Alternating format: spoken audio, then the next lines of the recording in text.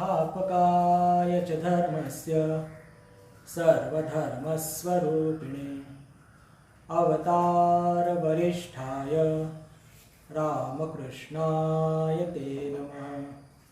जननीं शारदां देवीं रामकृष्णं जगद्गुरुं पादपद्मे तयो श्रित्वा प्रणमामि मुहुर्मुहुः।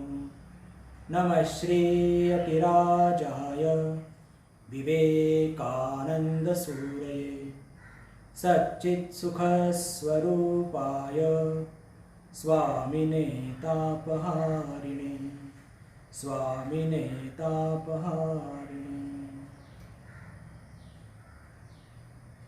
नमस्कार। जैसा कि आप सभी जानते हैं कि हम सभी लोग इस ऑनलाइन जप यज्ञ में शामिल होने के लिए इस ऑनलाइन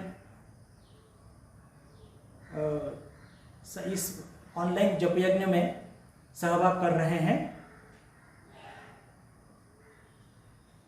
विषय प्रारंभ करने के पहले मैं सर्वप्रथम बेलगांव आश्रम के अध्यक्ष श्रद्धेय स्वामी आत्मप्राणानंद जी महाराज, उनके चरणों में सश्रद्ध प्रणाम निवेदित करता हूं और उन्होंने मुझे यह अवसर प्रदान किया कि आपके समक्ष मैं कुछ विचार रखूं, तो इस अवसर प्रदान करने हेतु मैं उनका आभारी हूं। मुझे ऐसा भी ज्ञात हुआ है कि इस जप यज्ञ में रामकृष्ण मठ और रामकृष्ण मिशन के एक वरिष्ठ सन्यासी श्रद्धेय स्वामी राघवेशानंद जी महाराज, वे भी मार्गदर्शन करने वाले हैं। उनके भी चरणों में मैं सश्रद्ध प्रणाम निवेदित करता हूं। और वैसे ही मैं इस वक्त रामकृष्ण मठ पुणे में बैठा आप लोगों से चर्चा कर रहा हूं। तो पुणे मठ के अध्यक्ष श्रद्धेय स्वामी श्रीकांतानंद जी महाराज, उनके चरणों में भी प्रणाम निवेदित कर हम अपनी आज की चर्चा की ओर बढ़ते हैं। इस 3 दिन के जप यज्ञ में भाइयों और बहनों, हम लोग कुछ आध्यात्मिक जो टीचिंग्स हैं, आध्यात्मिक जो जिसको कहते हैं कि जो भगवान श्री रामकृष्ण जी जो शिक्षाएं दी हैं, उसके बारे में कुछ चर्चा करने का प्रयास करेंगे। और इसके लिए विशेषकर श्री रामकृष्ण वचनामृत इस ग्रंथ का आधार लेंगे। मुझे यह अलग से कहने की आवश्यकता नहीं कि हम सभी लोग मोक्षार्थी हैं, हम सभी लोग मुक्ति चाहते हैं। और इसके लिए भगवान श्री रामकृष्ण ने जो कुछ भी हमें सीख दी है, हमें शिक्षा दी है, या एक मुक्ति प्राप्त करने के लिए साधक ने क्या करना चाहिए, इस संदर्भ में श्री रामकृष्ण वचनामृत में भगवान ने बहुत कुछ कहा है। उसमें से ही कुछ जो उनकी जो सीखें हैं उसके बारे में हम लोग चर्चा करेंगे। और विशेषकर एक प्रश्न जो कि मास्टर महाशय पूछते हैं भगवान श्री रामकृष्ण से, उस प्रश्न के संदर्भ में हम लोग अपनी चर्चा बढ़ाएंगे। वो प्रश्न क्या है? मास्टर, मैं वो प्रसंग पढ़ना चाहूंगा आपके सामने। मास्टर विनीत भाव से, ईश्वर में मन किस तरह लगे? श्री रामकृष्ण, सर्वदा ईश्वर का नाम गुणगान करना चाहिए, सत्संग करना चाहिए, बीच बीच में भक्तों और साधुओं से मिलना चाहिए। संसार में दिन रात विषय के भीतर पड़े रहने से मन ईश्वर में नहीं लगता। कभी कभी निर्जन स्थान में जाकर ईश्वर की चिंता करना बहुत जरूरी है। प्रथम अवस्था में बीच बीच में एकांतवास किए बिना ईश्वर में मन लगाना बड़ा कठिन है। तो देखिए, भगवान श्री राम कृष्ण जो सीख देते हैं उसमें 3 चीजें महत्वपूर्ण हैं। सर्वदा ईश्वर का नाम गुणगान करना चाहिए, सत्संग करना चाहिए और बीच बीच में भक्तों और साधुओं से मिलना चाहिए। इसी का मतलब है कि भगवान श्री राम कृष्ण सत्संग या साधुओं का संग इस पर बहुत ही महत्व दे रहे हैं। ये हमारे आध्यात्मिक जीवन को सुदृढ़ बनाने के लिए बहुत ज़रूरी है और सिर्फ हिंदू धर्म में ही नहीं तो अन्य सभी धर्मों में सत्संग की महिमा बहुत गाई है। अपने हिंदुओं के जितने भी जो शास्त्र हैं, प्रत्येक शास्त्र में साधु संघ की महिमा का बहुत जो गुणगान किया गया है, उसकी महिमा का बहुत बखान किया गया है। तो आज हम पहले दिन सत्संग का क्या महत्व है, भगवान श्री राम कृष्ण सत्संग को इतना महत्व क्यों देते हैं, इस बारे में थोड़ी विस्तार से चर्चा करने का प्रयत्न करेंगे। देखिए क्या होता है, सत्संग से क्या होता है। सबसे पहले तो सत्संग का मतलब या साधु संग का मतलब ऐसा नहीं होता है कि हमेशा हम लोग साधुओं के पास जाएं और हमेशा उनसे चर्चा करते रहें। ये न आपके लिए हमेशा संभव है और हमारे लिए भी ये हमेशा संभव नहीं है। तो सत्संग का मतलब क्या है कि ईश्वरीय विचार या सत्विचारों से अपने मन को, अपने बुद्धि को हमेशा उससे सत्विचारों से भरकर रखें। मन में सदा सत्विचार ही हमारे उत्पन्न हो, ऐसी स्थिति निर्माण करना, उसको कहते हैं सत्संग। तो सत्संग से क्या होता है?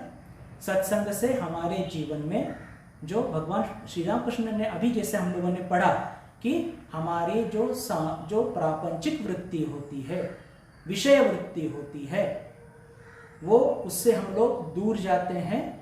और सिर्फ दूर जाते हैं ऐसा ही नहीं, तो हमारे मन में एक त्याग की वृत्ति, उसकी भी वृद्धि होती है। क्यों?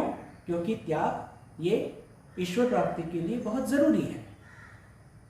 तो हमेशा यदि हम विषय चर्चा में व्यस्त रहें या विषय प्राप्त करने के लिए व्यस्त रहें तो फिर कैसे संभव होगा ईश्वर लाभ। तो इसके लिए क्या जरूरी है कि हम बीच बीच में हम लोग हमें साधु संग करना चाहिए।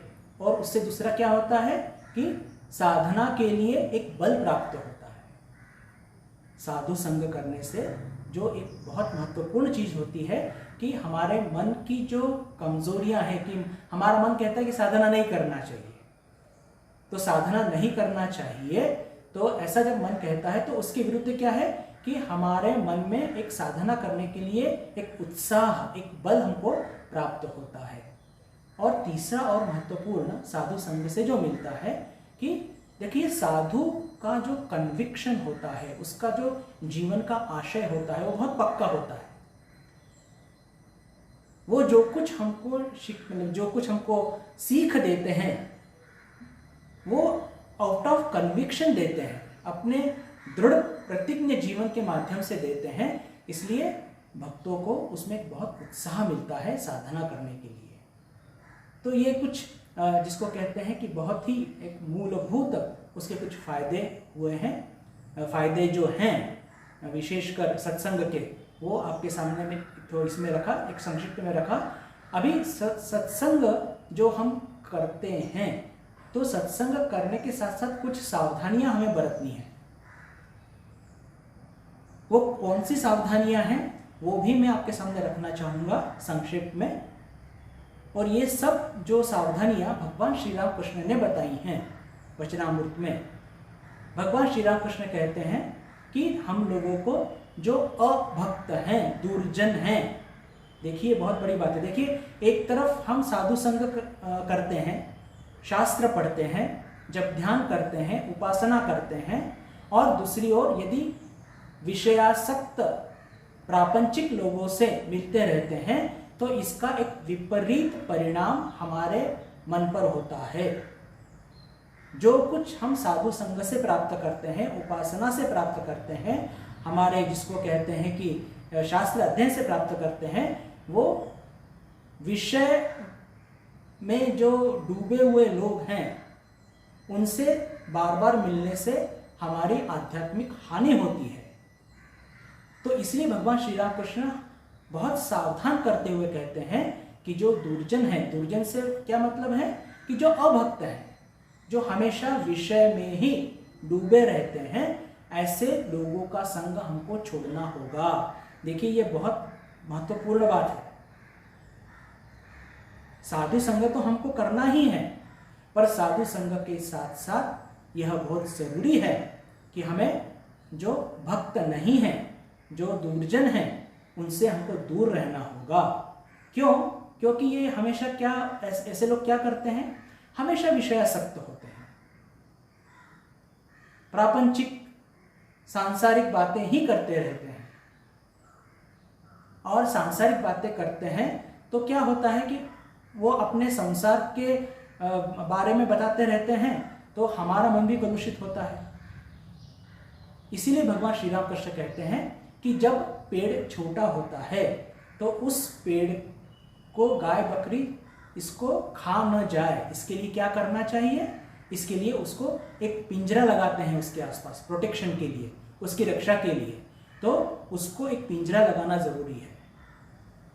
और इसीलिए क्या करना चाहिए कि हम लोगों ने अभक्तों से थोड़ा दूर रहना चाहिए। देखिए यदि कोई अभक्त है, दुर्जन है, ईश्वर पर उसके श्रद्धा विश्वास नहीं है, तो उसके प्रति हमारे मन में घृणा नहीं होनी चाहिए, द्वेष नहीं होना चाहिए। और यदि हम ऐसा करते हैं तो इससे भी हमारी आध्यात्मिक हानि ही होगी। तो क्या अपेक्षित है कि हम ऐसे लोगों से दूर रहें। और इतना ही नहीं, भगवान श्री राम कृष्ण एक और अच्छी बात कहते हैं कि देखिए सब इस संसार के सभी जीवों में वही ईश्वर विद्यमान है, पर इसका मतलब ये नहीं कि हम जाके जो बाघ नारायण है या जो शेर नारायण है उससे जाके गले मिले। कितनी बढ़िया बात कही। वो क्या कहते हैं कि यदि बाघ नारायण है, शेर नारायण है, तो उससे हमको बच के रहना है। और ऐसे जो दुर्जन हैं, जो अभक्त हैं, उनसे हमें संबंध रखने की कोई आवश्यकता नहीं, और लेकिन मन में द्वेष भी नहीं करना चाहिए। देखिए तो सत्संग का जो पहली और बहुत महत्वपूर्ण चीज जो है वह यह है कि हमें अपने आप को एक तो साधु संग तो करना है, पर उसके साथ साथ हमको दुर्जनों के संग से खुद को बचाना है। निश्चित तौर पर साधु संग बड़ा ही अनमोल है, इसमें कोई दो मत नहीं।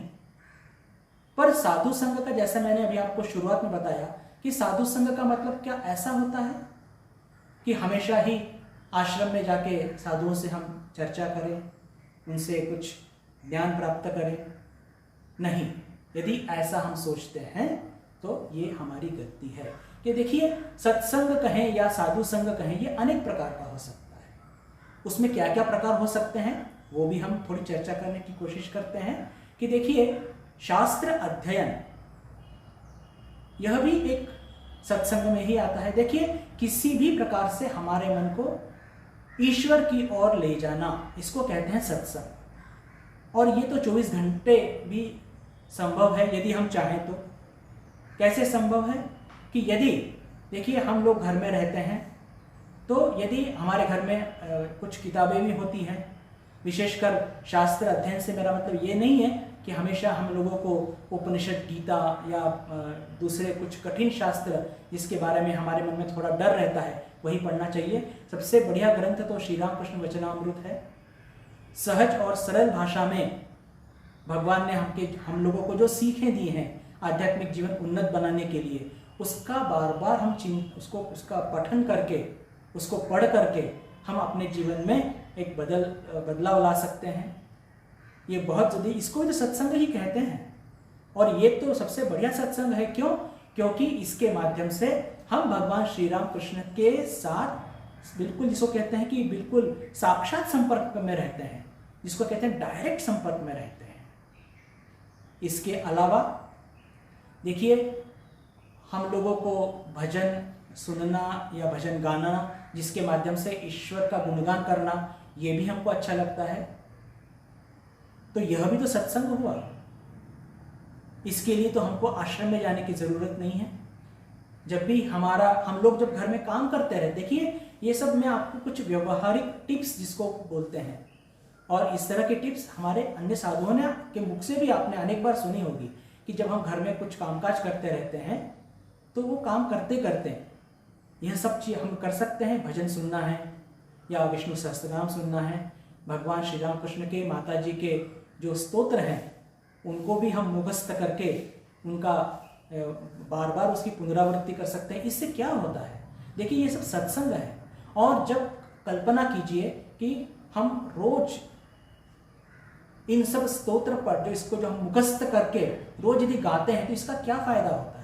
देखिए भगवान श्री राम कृष्ण के सब जो गुण हैं जिसकी वर्णना उनके स्तोत्रों में की गई है, उसका बार बार पठन करने से वो सब सुंदर और अच्छे विचारों का हमारे मन पर एक संस्कार निर्माण होता है। प्रकृति परमाम गाने से जो माँ की पवित्रता है उसका चिंतन बार बार करने से हमारे मन में पवित्रता आती है, और इसका परिणाम शायद थोड़ा धीरे होता है, अत्यंत बिल्कुल धीमी गति से होता है, पर इसका परिणाम जरूर होता है।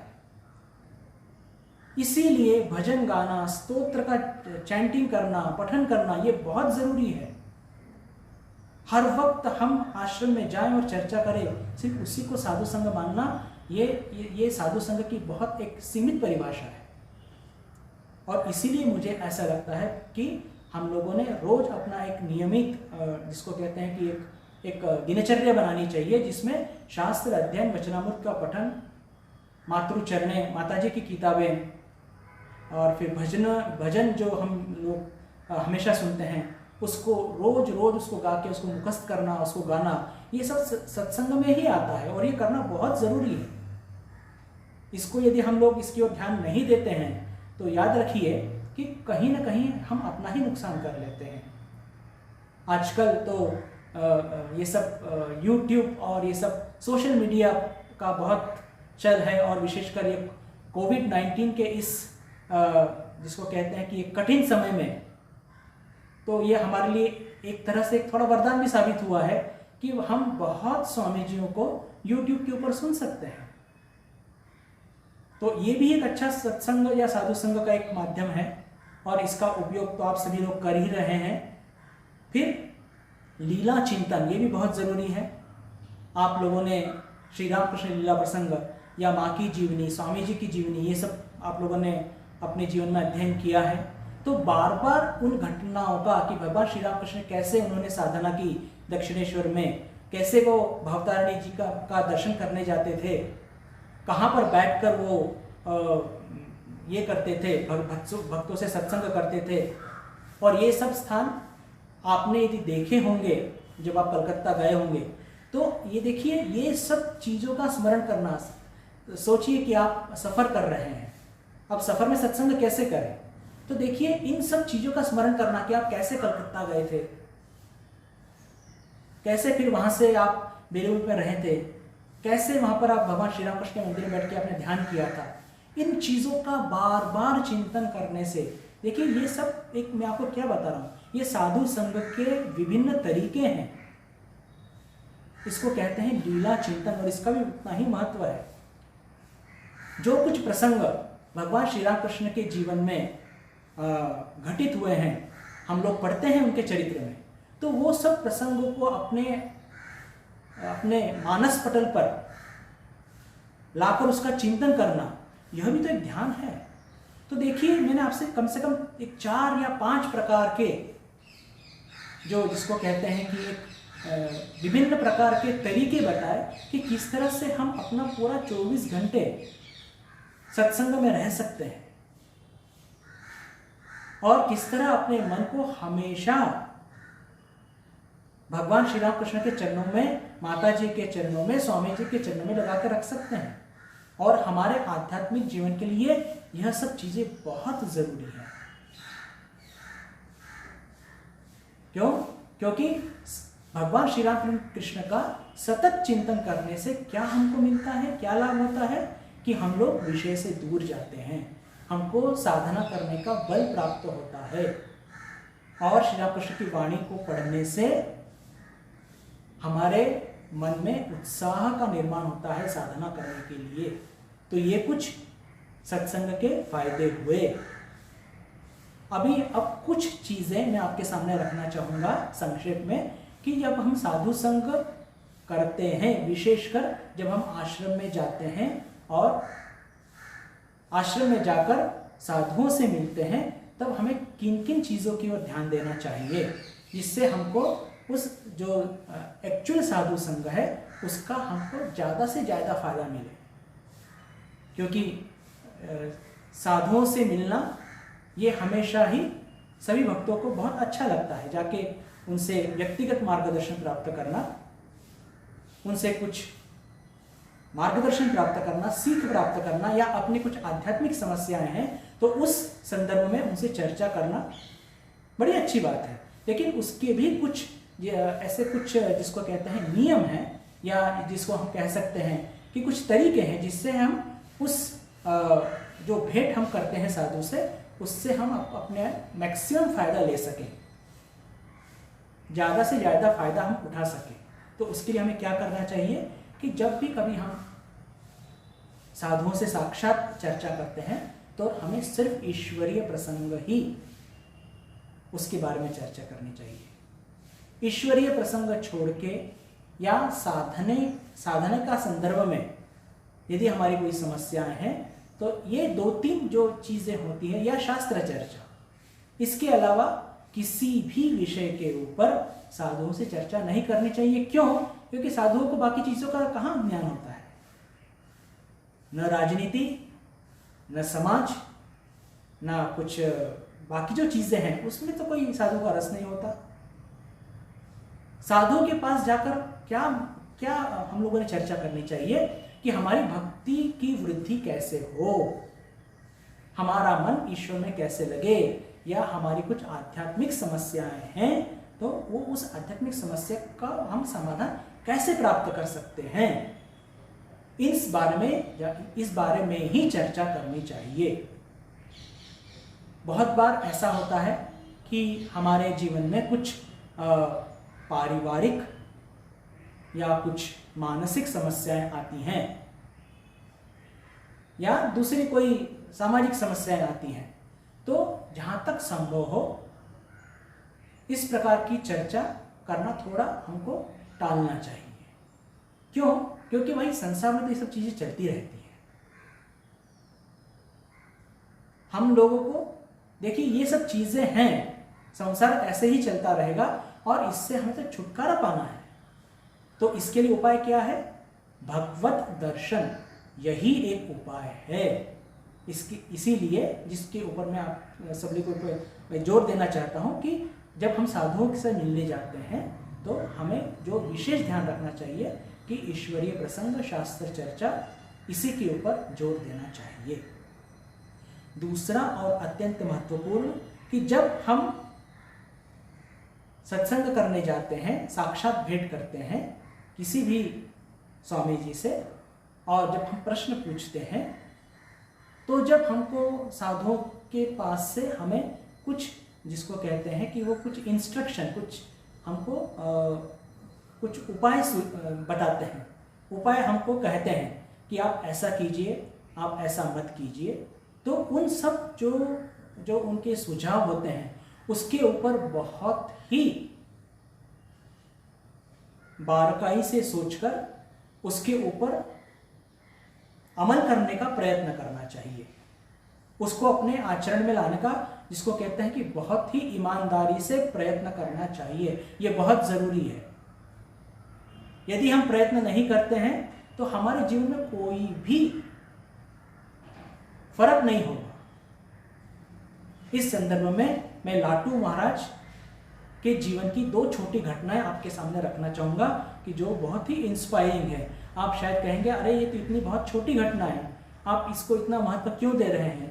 तो मैं महत्व इसलिए दे रहा हूं कि ये बहुत महत्वपूर्ण है, विशेषकर आध्यात्मिक जीवन के लिए, कि जब लाटू महाराज भगवान श्री राम कृष्ण के पास आए थे तब उनकी उम्र बहुत छोटी थी, लगभग 15 या बहुत हुआ तो 16, इतनी कच्ची उम्र में वे भगवान श्री राम कृष्ण के पास आए थे और उनके कुछ लक्षण देखने के बाद उन्होंने रामचंद्र दत्त से कहा था, आप सभी लोग जानते हैं कि लाटू महाराज रामचंद्र दत्त के घर में उनके एक नौकर के बतौर काम करते थे, लेकिन जब एक बार बड़े ही मधुर स्वभाव के थे और राम बाबू उनको बहुत प्रेम करते थे, इसलिए वे श्री राम कृष्ण के पास ले गए थे।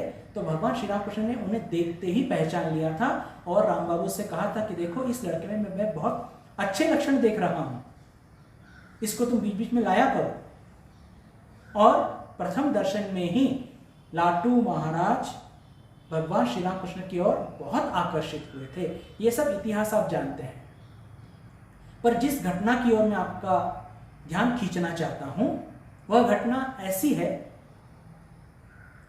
कि भगवान श्री राम कृष्ण अपने त्यागी शिष्यों को एक सीख हमेशा देते थे कि देखो कामिनी कांचन से दूर रहो, यदि ईश्वर प्राप्ति करना है तो, ये बार बार कहते थे। लेकिन लाटू महाराज को उन्होंने एक सीख और दी कि देखो तुम मद्य मतलब शराब जिसको कहते हैं उससे तुम बहुत दूर रहना। अभी देखिए तो ये तो बड़ी विचित्र बात लगती है सुनने में कि शराब से दूर रहना मतलब क्या। लाटू महाराज तो कभी उन्होंने अपनी जिंदगी में कभी शराब देखी भी नहीं, पर उन्होंने ऐसा क्यों कहा? तो अभी उन्होंने ऐसा कहा तो दिया, उसके बाद हुआ ऐसा कि कुछ ही दिनों बाद जब लाटू महाराज राम बाबू के घर में रहते थे, वहां से वो दक्षिणेश्वर आ रहे थे, तो उस वक्त तो रास्ते बड़े सकरे होते थे, छोटे छोटे होते थे। तो रास्ते में आते आते एक शराब की दुकान लगती थी, मतलब वहां पर लोग खड़े होकर शराब पीते थे और उसकी बदबू वो पूरे रास्ते में फैली होती थी।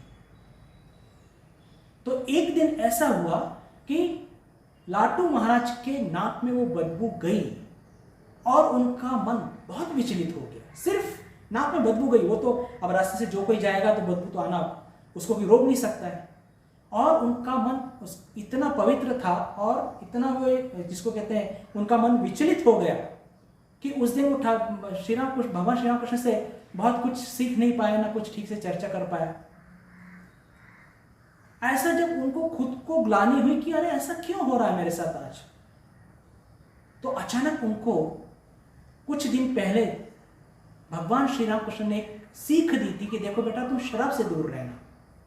वो अचानक उनको ध्यान में आई और उसके बाद उन्होंने क्या किया कि जिस रास्ते से वो आते थे वो तो बहुत जिसको कहते हैं हम लोग शॉर्टकट था, उसके बाद उस रास्ते से वो कभी नहीं गए। उन्होंने क्या किया, फिर एक दूसरा रास्ता खोज निकाला और दूसरा रास्ता लगभग 8 किलोमीटर का था। जो पहला रास्ता था, जिस रास्ते से लाटू महाराज जाते थे दक्षिणेश्वर, वह 4 किलोमीटर का था। लेकिन दूसरा रास्ता ये जो उन्होंने चुना भगवान श्री राम कृष्ण की जो सीख उसका पालन करने के लिए, वो 8 किलोमीटर का था। 8 किलोमीटर पैदल जाते थे, पैदल आते थे, वो उनको मान्य था। लेकिन भगवान श्री राम कृष्ण ने मुझे कहा है कि शराब से दूर रहना, तो मैं उस रास्ते से नहीं जाऊंगा। और भगवान श्री राम की जो सीख जो उन्हें दी गई थी उसका देखो कितना जबरदस्त पालन किया। जिस रास्ते में दुकान थी शराब की, मद्य की, उस रास्ते से भी वो नहीं जाते थे। इतने सिंसियर, इतने जिसको बोलते ईमानदार। एक बार ठाकुर ने कह दिया फिर मैं उस रास्ते नहीं जाऊंगा। और उन्होंने मुझे सावधान होने को कहा था और खुद भी अनुभव भी कर लिया था कि थोड़ी सी एक बदबू जो नाक में गई उससे मैं इतना डिस्टर्ब हो गया। इस बारे में रामचंद्र दत्त उनसे बाद में बात करते हैं तो ठाकुर जी बोलते हैं कि ठीक है, तुम कुछ समय बदलो, जिस समय दुकान खुली रहती है उस समय मत जाओ, क्योंकि तुम इतना घूम के आते हो तो मुझे कष्ट होता है।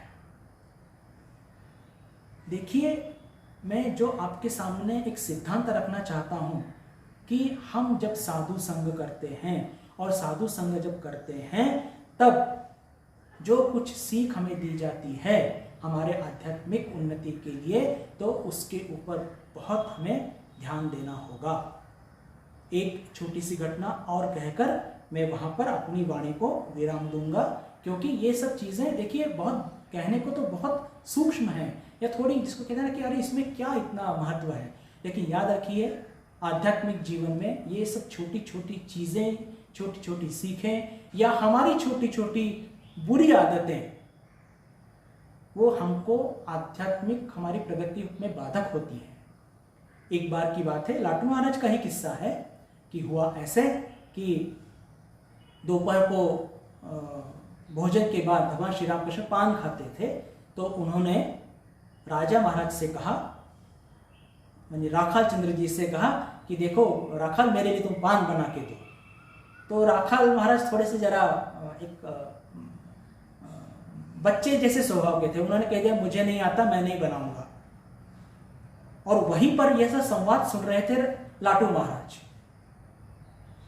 फिर भी राजा भगवान श्री रामकृष्ण ने कहा कि देखो राजा, अरे पान बनाने में कौन सी ट्रेनिंग की आवश्यकता होती है, पान लो, थोड़ा चूना लगाओ, कत्था लगाओ, थोड़ी सी इसमें सोप वगैरह डाल दो, बड़ी शेप डाल दो जिसको मराठी में कहते हैं, और मुझे लाभ बना दो। पर फिर भी वो राजी नहीं हुए। उन्होंने साफ तौर पर कह दिया भगवान श्री रामकृष्ण से कि नहीं, मैं वो नहीं बनाऊंगा। वहां पर लाटू महाराज ये सब संवाद सुन रहे थे और भगवान श्री रामकृष्ण की आज्ञा का इस तरह बिल्कुल खुला उल्लंघन ये देखकर वो बहुत क्रोधित हो गए और उन्होंने उनको अच्छी से सुनाई। भगवान श्री रामकृष्ण के सामने ही ये झगड़ा चालू है कि तुमको शर्म नहीं आती, ठाकुर तुमसे पान बनाने को कह रहे हैं तो तुम नहीं कर रहे हो। तो राजा महाराज वो कहते हैं कि इतना है तो तुम ही करो ना, मुझे क्यों सुनाते हो, तुम्हें इतना प्रेम है ठाकुर से, तुम बना के दो। और इसको लेकर दोनों में जबरदस्त एक संघर्ष चालू हो गया, वाक संघर्ष। और ठाकुर इसको लेकर बहुत मजा कर रहे हैं, वो सबको बुला रहे हैं, ओ रामलाल देखो आओ, देखो कैसे बच्चे झगड़ रहे हैं। ठाकुर पूरी तरह से इसका आनंद ले रहे हैं। पर इसमें मजा क्या है कि राजा महाराज बिल्कुल गुस्सा नहीं हो रहे हैं और लाटू महाराज किंतु बहुत गुस्सा हो गए हैं और उनका गुस्से पे कोई अपने जिसको कहते हैं कंट्रोल नहीं है, थोड़ा अनाप शनाप बक रहे हैं। तो ये देखकर भगवान श्री रामकृष्ण हमें ने राजा महाराज की ही तरफ से बोलने लगे, तो और गुस्सा हो गए लाटू महाराज। तब श्री रामकृष्ण कहते हैं कि देखो, एक साधक को गुस्सा नहीं करना चाहिए, क्रोध नहीं करना चाहिए। क्रोध में क्रोधवश होकर कोई भी आदमी क्या से क्या कर बैठता है, क्षणिक क्रोध से कितना बड़ा नुकसान कर लेता है साधक अपना अपनी जिंदगी में। ये क्रोध बहुत घातक है और ऐसी कुछ क्रोध के क्या क्या दोष होते हैं ये सब समझा के उन्होंने लाटू महाराज को शांत किया। देखिए ये सब ब्रह्मज्ञानी महापुरुष हुए बाद में, तो उन्होंने जो कुछ ठाकुर जी ने कहा उनको तुरंत समझ में आया और समझ में आने के बाद उन्होंने भगवान श्री रामकृष्ण से माफ़ी मांगकर उनको वचन दिया कि वे प्रयत्न करेंगे। उन्होंने अच्छी एक वचन दिया कि कम से कम आपके सामने तो गुस्सा नहीं करूँगा। चलो मतलब कितनी बड़ी बात है, देखिए कि उन्होंने इतना तो वचन दिया। क्रोध देखिए हम सब लोगों को संभालना बहुत मुश्किल होता है, लेकिन उन्होंने वो वचन दिया कि कम से कम मैं इतना तो कोशिश करूँगा। और परिवर्ती जीवन में वो ब्रह्मज्ञानी महापुरुष हुए, इसी का मतलब उन्होंने क्रोध पर भी विजय पाई। तो ये दो घटना मैंने आपके सामने क्यों रखी, क्योंकि देखिए जो कुछ सीख हमें दी जाती है उसके ऊपर हमें बहुत ईमानदारी से काम करना होगा। ईमानदारी से यदि हम काम करते हैं तो ही हमारी आध्यात्मिक प्रगति संभव है और तभी हमें मोक्ष मिल पाएगा। क्योंकि उसी के लिए तो हम लोग इतना सब ये सब संघर्ष हमारा चालू है। ये हम लोग क्यों आप लोग इकट्ठा हुए हैं इस जपयज्ञ में कि भाई संसार से 4-5 दिन दूर रहकर सिर्फ ईश्वर चिंतन में ही अपना समय व्यतीत करें। तो दिया हुआ समय समाप्त होता जा रहा है। तो आज के इस साधु संघ में हमने जो सीखा कि साधु संघ का महत्व बहुत है और इससे हमारे क्या होता है कि हमें त्याग की भावना निर्माण होती है, साथ में साधना के लिए बल प्राप्त होता है और विशेषकर साधु का जो कन्विक्शन होता है वो हमें भी प्राप्त होता है सत्संग से। दूरजनों से हमें या अभक्त हैं उनसे दूर होना चाहिए और शास्त्र अध्ययन, भजन, स्तोत्र पठन ये सब हमें बार बार करना चाहिए, लीला चिंतन बार बार करना चाहिए। और जब साधुओं से हम सत्संग करते हैं तब विशेष ध्यान रखना चाहिए कि जो कुछ सीखे वो हमें देते हैं उसको हमको बहुत ईमानदारी से उसका पालन करना चाहिए। और साधुओं से सत्संग करते वक्त ईश्वरीय चर्चा के व्यतिरिक्त, शास्त्र चर्चा के अतिरिक्त और हमें इतर दूसरा कोई भी चर्चा हमें नहीं करनी चाहिए, जिससे हमें साधु संघ का ज़्यादा से ज़्यादा लाभ मिल सके। आप लोगों से विदा लेने से पहले एक सूचना मैं आपको देना चाहूँगा बेलगाम आश्रम की तरफ से, वह यह कि अभी कुछ ही क्षणों में भगवान श्री राम कृष्ण की आरती होने वाली है। तो उसके लिए आप लोग जो RKM बेलगाम ये जो चैनल है उसके ऊपर लॉगिन वैसे ही रहें, जिससे आप आरती का लाभ ले सकेंगे।